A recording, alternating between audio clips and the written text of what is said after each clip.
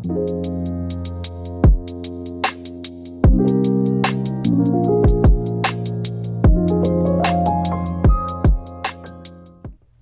everybody, welcome back to The Pressing Matters. I'm Scott. Thank you for tuning in today, and thank you for your support. Today I'm going to be discussing in a quick 5-minute video the new release from the Verve Acoustic Sounds Jazz Series of Ben Webster Quintet Soulville. I'll tell you all about this amazing record in just a moment.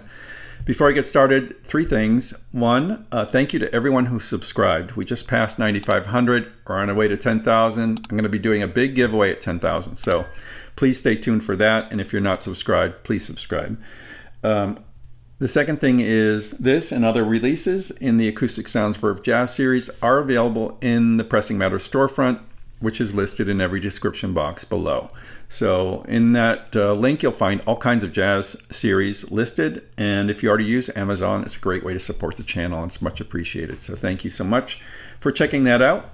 Also, this week I had the honor of co-hosting the first Everything Classical live stream put on by Anthony at Audiophilia.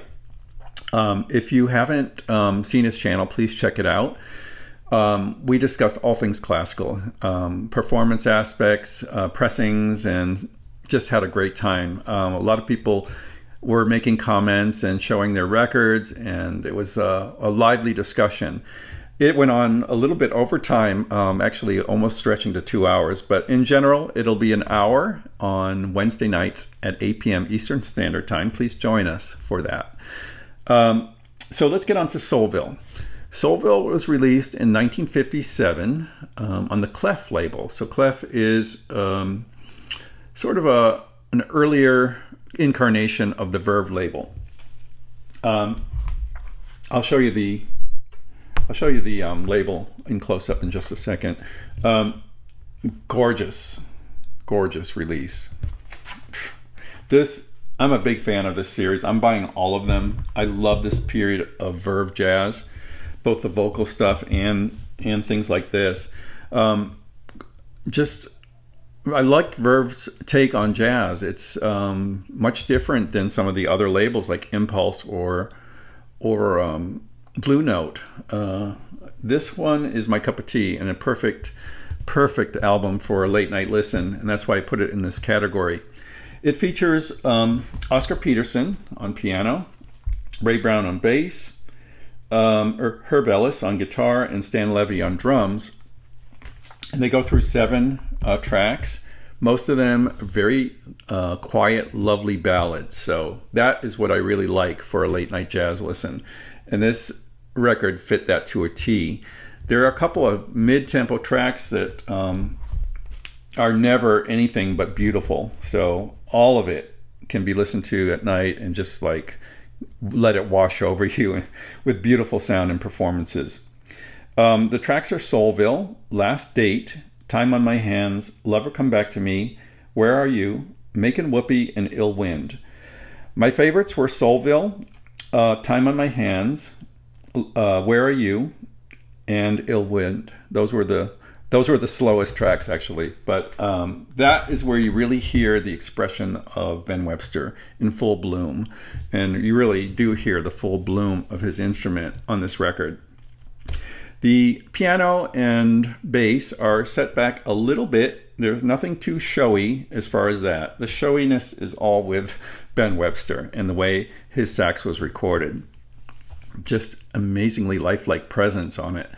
And I think Ryan Smith did a marvelous job on this.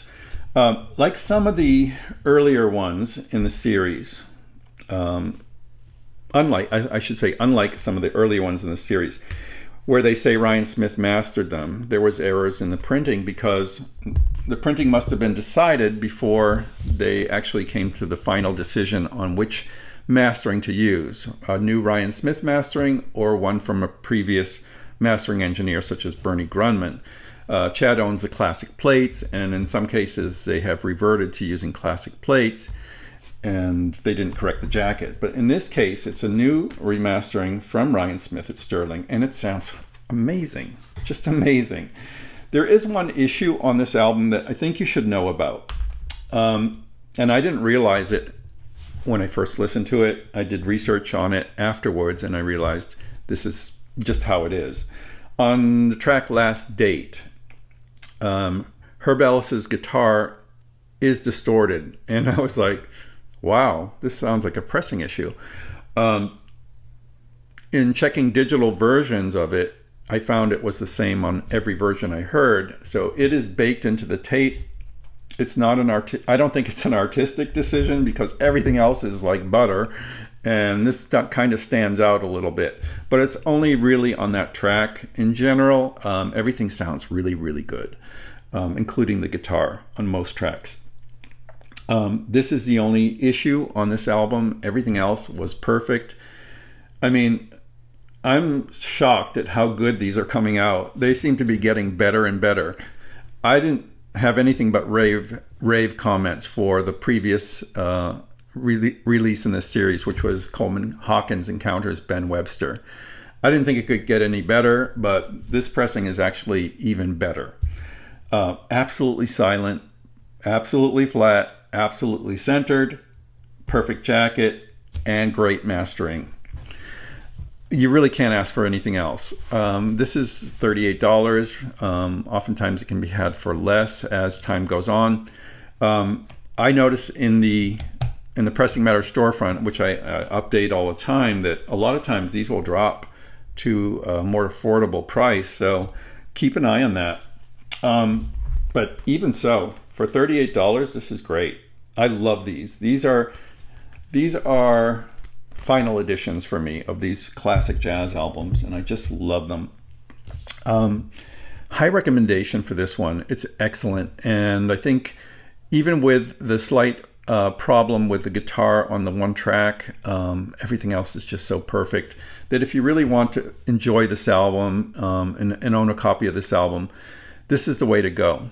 I noticed on Discogs there are a lot of gray market releases on Dole and Doxy, and of course you want to avoid those. And then there's the 2x45 from years ago that's quite expensive.